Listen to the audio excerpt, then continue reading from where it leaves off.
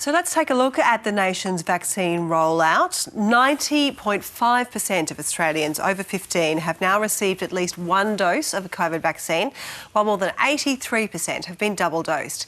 And the rate for younger Australians is catching up, with nearly 90% of Australians 12 and over having now received at least one dose of a vaccine. Breaking it down state by state, 84% of Territorians over the age of 15 have now received at least one dose of a vaccine as the NT faces a fresh outbreak, while more than 70% of residents have been double dosed. More than 74% of South Australians and 70% of Western Australians over 15 have now received two doses. Here in Australia, the process is underway to get several COVID vaccines approved for younger children, but Federal Health Minister Greg Hunt said they're unlikely to be rolled out until probably early next year.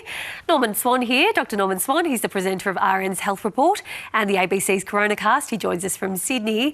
Norman, what are some of the pros and cons here for not rushing through this vaccine rollout for younger kids?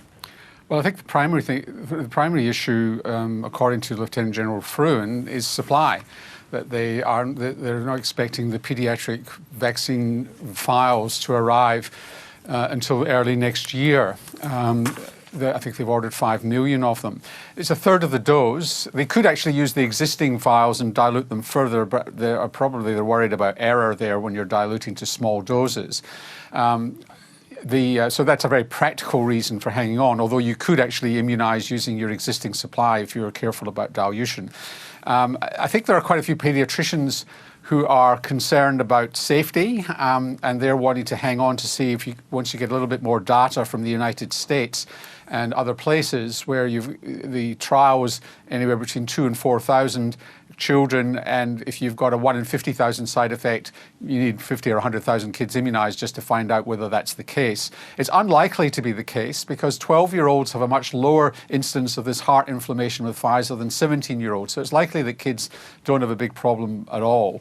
And it won't take long to get that data from the United States. It certainly won't take until early next year, but if we don't have the supply, then there's not much we can do.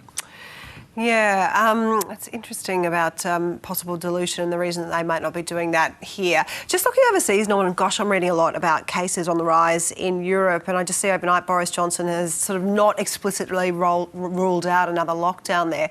What's that going to mean for us here? Well, it means that we can't rest on our laurels. You just presented really great vaccination figures, and even the states and jurisdictions that are lagging will catch up. We've got very poor vaccination rates in Aboriginal communities and still in some disadvantaged groups. So you're going to see areas of vulnerability. And remember, 10% of Australians is 2 million Australians. That's a lot of Australians who could get infected. Going into winter, the two things could hit us, assuming that we've still got the Delta variant and not a new variant. One is, as we go indoors, we're more likely to transmit the virus. But that's round about the time that the immunity will be waning, particularly with those people who've had AstraZeneca, which really starts to wane more significantly at 4 months rather than 6 months. ATAGI's yet to pronounce on differentiating between the vaccines. And so the booster campaign has been presented to us by the federal government so far as it's nice to have.